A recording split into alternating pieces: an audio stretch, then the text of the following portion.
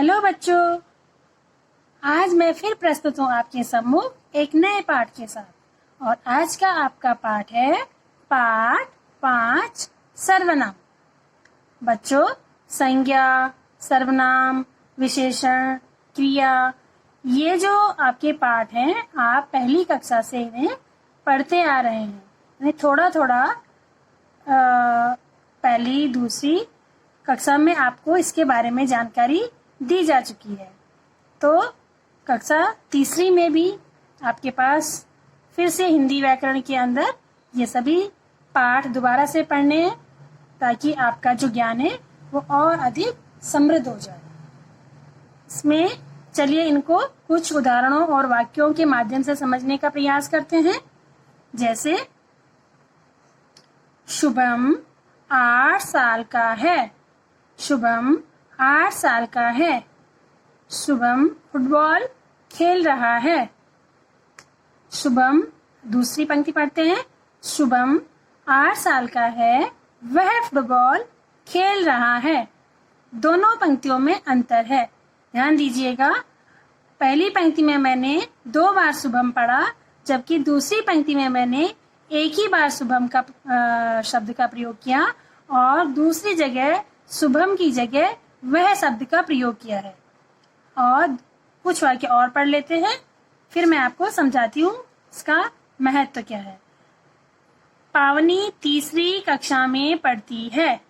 पावनी तीसरी कक्षा में पढ़ती है। पावनी की माँ अध्यापिका है। पावनी की माँ अध्यापिका है। ये हुई पहली पंक्ति। दूसरी पंक्ति पढ़ते हैं। पावनी तीसरी कक्षा में पढ़ती है, उसकी माँ अध्यापिका है। उसकी माँ अध्यापिका है। तो बच्चों, अब इन दोनों पाठों में शुभम और पावनी संज्ञा शब्द हैं। वह और उसकी का प्रयोग संज्ञा शब्दों के स्थान पर हुआ है। जैसे शुभम 8 साल का है, शुभम फुटबॉल खेल रहा है। हमने 2 बार शुभम शुभम शब्द का प्रयोग किया।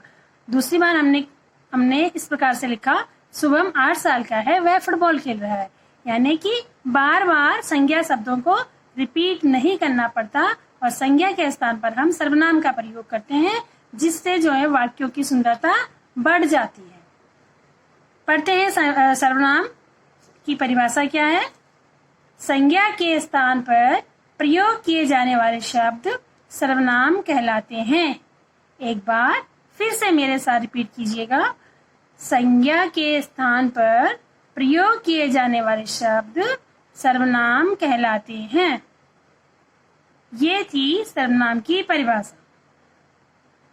अब जानते हैं कि सर्वनाम शब्दों का एक वचन और बहुवचन रूप क्या होता है। वह और वे। वह एक वचन है, वे बहुवचन है। जानते हैं कैसे। वह कक्षा में प्रथम आता है, एक वचन।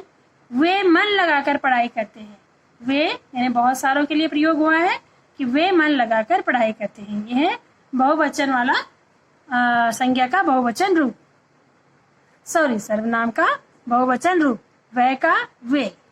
तो बच्चों, आपने समझा अभी कि संज्ञा के स्थान पर जो शब्द प्रयोग किए जाते हैं उन्हें सर्वनाम कहते हैं। सभी बच्चे ध्यान से इसको समझेंगे, पाठ को पढ़ेंगे। अपने आप भी आप घर में किताब खोलकर पाठ को जरूर पढ़ें। किताब खोलें, उसे पढ़ें। संज्ञा के स्थान पर प्रयोग किए जाने वाले शब्द सर्वनाम कहलाते हैं। परिभाषा सभी बच्चों को याद होनी चाहिए। कुछ सर्वनाम शब्दों के एक वचन और बहुवचन रूपों को जानते हैं। जैसे एक वचन शब्द हैं मैं, मैंने, मुझे, मेरा। ये सर्वनाम शब्द हैं। इसका बहुवचन है हम, हमने, हमें, हमारा। तुम, तूने, तुझे, तेरा, तुम्हें, तुम्हारा। इसका बहुवचन बनेगा तुम लोग, तुम लोगों ने। फिर एक वचन शब्द है वह, उसे, उसने, आप, आपने। इसका बहुवचन होगा वे, उन्हें, उन्होंने, आप लोगों ने, ये हो गया बहुवचन शब्द। सर्वनाम का एक वचन शब्द है यह, इसे, इसने, यह भी सर्वनाम शब्द है, इसका बहुवचन है ये, यह का हुआ ये, और इसे का इन्हें, और इसने का इन्होंने। तो ये थे सर्वनाम शब्दों के एक वचन और बहुवचन रूप। जानते हैं कुछ विशेष जो हमने इस पाठ के अंदर जाना। संज्ञा के स्थान पर प्रयोग किए जाने वाले शब्द क्या कहलाते हैं बच्चों? सर्वनाम कहलाते हैं। सर्वनाम शब्दों का एक वचन और बहुवचन रूप होता है। तो बच्चों हमने जाना कि संज्ञा के स्थान पर प्रयोग किए जाने वाले शब्द सर्वनाम होते हैं और सर्वनाम शब्दों का हम एक वचन और बहुवचन में भी प्रयोग कर सकते हैं।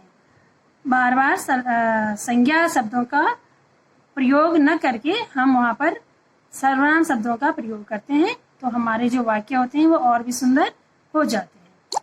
तो ये था पाठ सर्वनाम, और इसके अभ्यास कार्य के साथ मैं आपसे मेरी फिर भेंट होगी दूसरी वीडियो में। तब तक के लिए धन्यवाद।